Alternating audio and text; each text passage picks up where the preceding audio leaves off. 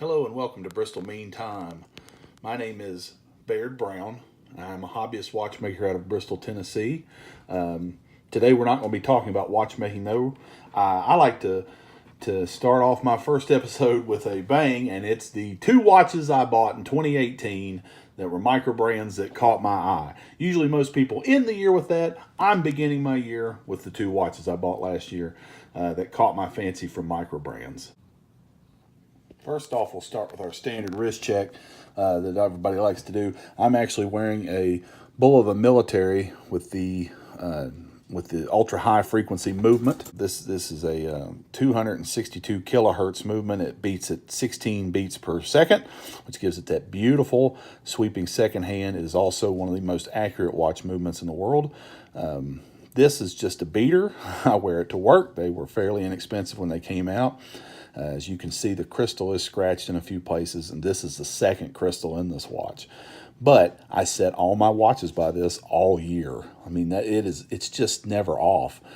So it is an affordable watch. You could have gotten these for less than $150. You probably still can. They don't make them anymore, but I'm sure they're still out there. I don't expect the price to creep much up on these, but nonetheless, really cool watch. Sweet little field watch. It would probably benefit from a sapphire crystal, which I may do next time around. But nonetheless, I have it on a bomber leather strap, and gives it a cool kind of military look. It'd be, if you really want military, it'd be better on a NATO. But nonetheless, cool little watch. Like I said, I bought it to beat around at my job. But this watch obviously is not from 2018, and it's not the watch we're going to be talking about today. Today, the two watches we're going to be talking about from 2018 is one Mercer Durham, which came out over the summer, and surprise, surprise, the Dan Henry 64 chronograph.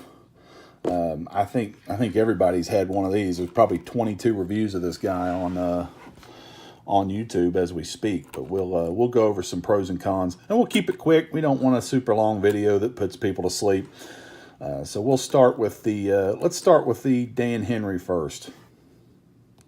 Okay, as we all know, Dan Henry is a collector of watches that open his own company, and he makes watches that are inspired by watches in his own collection.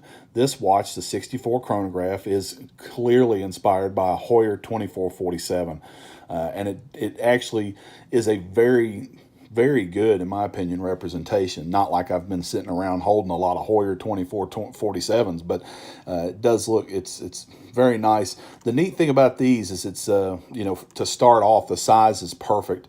This is for to be a quote unquote vintage inspired watch. This is 38 millimeters, which is perfect for that. It's probably a little bit bigger than the original, maybe not, but it's definitely not so big that you think, like a modern interpretation of a vintage would be. A lot of companies like to take their old vintage watch and blow them up a couple millimeters, but this 38 millimeters, it's a very nice size, not super thick. The bracelet is obviously thin, beads of rice, solid all the way around. No hollow links or anything there, with just a standard one button clasp, which I think, as far as a vintage look's concerned, this is probably the weakest spot. In my opinion, this clasp is nice. Obviously, there's nothing wrong with it, but it's the same thing that you get on a fossil. So I mean, it's nothing special, but we'll something's going to justify that in a minute. But there's your beads of rice bracelet. Basically came on every single watch in 2018. But very, very nice. So the size is perfect. Now this does come with a dome, a sapphire coated mineral crystal, which it's a mineral. Just call it what it is. It's a mineral crystal. It'll scratch all the pieces. But it does have a beautiful dome on it. It really does. Now, this watch contains the Seiko Mecha Quartz movement. So it does, when you start it, act as though it is a mechanical. As you can see, it will start running, sweeping, and a lot of quartz movements do that now, but like a mechanical would be, when you reset, it snaps back into place. You've got your 3 registers. This is your 24-hour hand, running seconds, and your minute counter, which goes up to 60 for the chronograph. That will obviously turn when that one's turned on. 24-hour hands, in my opinion, is worthless. That's my only thing about Mecha Quartz I can't stand, is that 24-hour dial. Just get rid of it. Put this one up there. Do something. And I know that's not Dan Henry's fault. That's more of a Seiko gripe. But that 24-hour hand, in my opinion, and some people may use it for something, but in my opinion, it's pretty worthless on a chronograph. This one does have the date nice and hidden in there between the 4 and 5 o'clock positions in black, so that it's not not standing out. You barely ever notice it. But this is a gorgeous little watch. And like I said, my big complaint is the 24-hour hand on that one. You can pick these up. Here's what justifies any bad thing you might have to say about it. You can pick this up for $250, brand new. Comes with the bracelet, comes with a strap, comes with a nice little watch roll.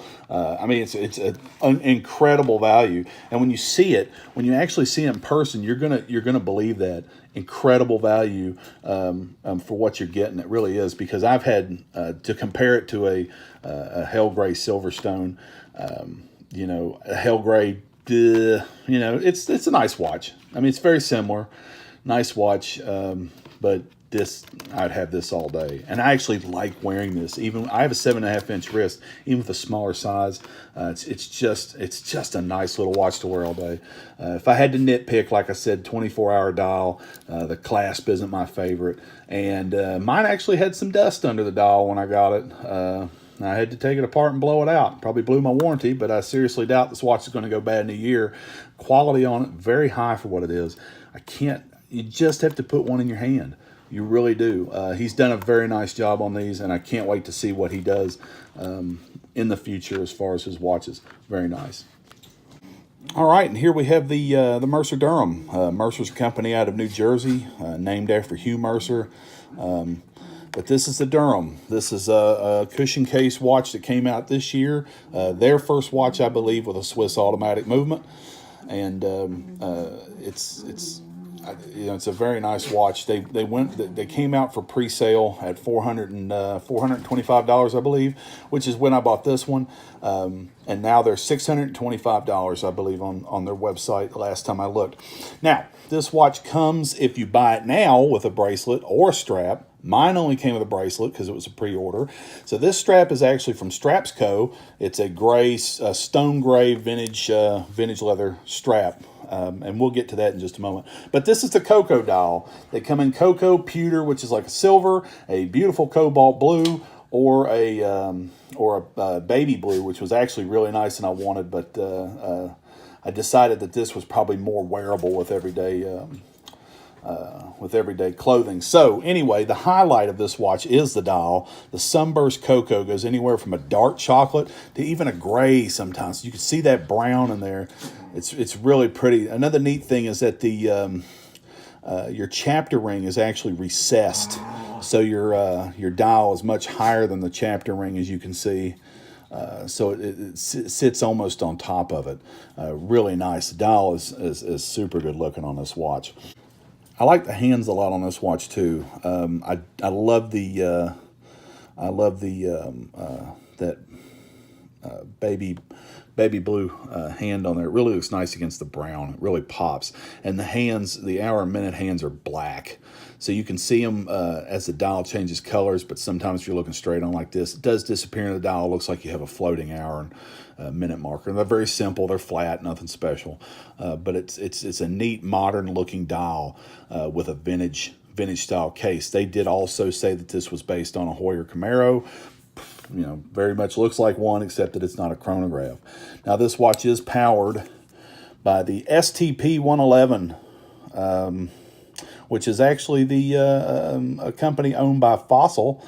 This is obviously a Sellita Etta clone, but much more decorated and very nice. Seems to be almost more accurate than some of the Ettas I've got. Has a very smooth winding.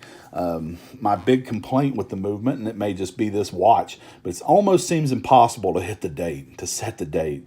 You're either in winding or you're in time setting, and it's really hard. It's like a little tiny move in there to get the date, and it doesn't register as well, so it's a little hard to find it. Now, my complaints about this watch are, the bracelet on it is okay. I've got it. Let's see here. The bracelet on it's nice. I mean, it's well finished. It's kind of an oyster style bracelet, brushed. Does have that nice polished edge right there. But for some reason, I just don't like this watch on bracelet. I don't know if it's the bracelet itself. It's just got the flat stamp metal in here. It's not bad. It's not bad. It's $625, so that's what we're going to get to in a minute. So, but it's a nice looking bracelet. There's nothing wrong with it, but for some reason, every time I put it on the bracelet, I can't stand it. And so like I said, if you buy it today, it comes with a choice of leather strap. I think the gray looks brilliant on this particular watch, especially on that brown dial. Very nice. I wanted to buy a gray Mercer strap, but they're $80. And when you get up I know it's some kind of rich Corinthian leather, but when you get up to that kind of money for a leather strap on an affordable watch, it's quite a large percentage of the price of the whole. So the finishing is real nice on this watch, mostly brushed surfaces and some polished right around the edge of the bezel. Very nice. The movement is decorated nicely. It's basic, nothing good or bad. As far as the one thing about this watch that has bothered me is its shoulders. It does have shoulders around the crown. The crown doesn't screw down. It doesn't need shoulders. It's just there for an aesthetic kind of look, maybe to protect it from getting knocked off.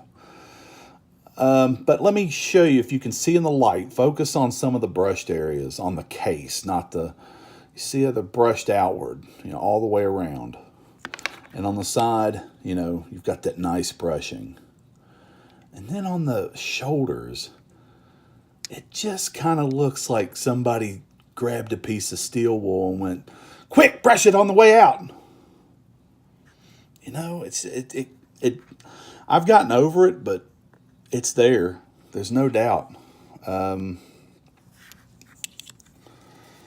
the finish of the case looks great everywhere else, but I don't know. But I guess the thing about this watch to me, I like this watch, but I bought it because it was a cushion case. I didn't buy it because it was a Mercer. I think this is probably in my opinion, one of the nicest watches they have. Some of them look kind of weird. And I'm more of a contemporary vintage, just a normal watch kind of guy. I'm not big into the huge gaudy watches, the ones with I don't do the Richard Mille Stallone watches with the compass and the saving ropes and the knives. It's, I just like a vintage look. And I bought this because of the cushion case. Obviously, the Boulevard I showed you earlier was also a cushion case. I like those kinds of looks on a vintage watch, or a vintage style watch. But $625, man. And I know people around are saying, "Well, it's a good deal, bro," and it might be, but $625. Didn't like the bracelet. Don't like the brushing on the shoulders. And everything else is okay. I like it because it's a cushion case. But if you're not looking for a cushion case, is it worth $625? If you're looking for a vintage style watch for $625, you save up the extra bucks, you get a Christopher Ward C65. That's what you do. So I like this watch. I mean, I'm not going to throw it in the trash or anything, but that's my big complaint with it. I don't know if it's $425. Absolutely. $625. I don't know. So would I buy it new again? I'd probably wait till one popped up on the on the used forums or something. Otherwise, it's not bad. You know, if you're looking for that kind of thing, it's great. But if you're not, you know, it's okay. You know, $625. You may be thinking, dang, you know, I could have gotten another vintage inspired watch that looks just as nice. So that's my take on the Mercer Durham. Well, I hope you've enjoyed this short but sweet first episode of Bristol Mean Time. Let me know in the comments, you know, what you think about these two watches, or if there's anything you'd like to see going forward. Like I said, I do work on watches. I do a lot of vintage and moderns. I buy a lot of stuff off eBay that's close to death and Frankenstein it back to life for my own pleasure. So, you know, what do you want to see? I've got chronographs. I've got divers. I know a lot about them, different things. We can talk about companies. You know, I could talk watches all day long. So, I love this subject. I love watches. I hope that you guys do too, and I hope some of you find this informative. You know, if I was going to buy one, if you held a gun to my head and said you have to buy the Mercer or the Dan Henry, which one's it going to be? I'm an automatic guy. I like the Mercer for that reason. But at the end of the day, this is far better deal. It's a far better deal. The quality's high for what you pay. Quality's high on this too, no doubt about it. But you pay 3 times as much also. Is it worth 3 times as much? It's worth twice as much. But I don't know about 3 times. The Dan Henry's worth every penny of what you pay for it. It's $250 you can't lose. $250. You can't lose with that. And see that 38 millimeter, it's not, this is a 41. The 38's not that small. It looks perfect. It's perfect for that. I see people all the time like, I would have gone 42. It's not a new watch. It's a vintage. It's supposed to be inspired by vintage. It doesn't need to be 42 millimeters. But anyway, before I get off on a ranting tangent, I hope you've enjoyed this episode. I can't wait to do another one. Please comment and let me know what you want to see. If anything, I can talk all day long, any kind of subject. We can talk about movements. We can talk about Frankenstein and cheap watches on eBay. Whatever you want to talk about, I can talk about it all day long. My name is Baird Brown. You've been great. Thank you for watching Bristol Mean Time, and we'll see you the next time.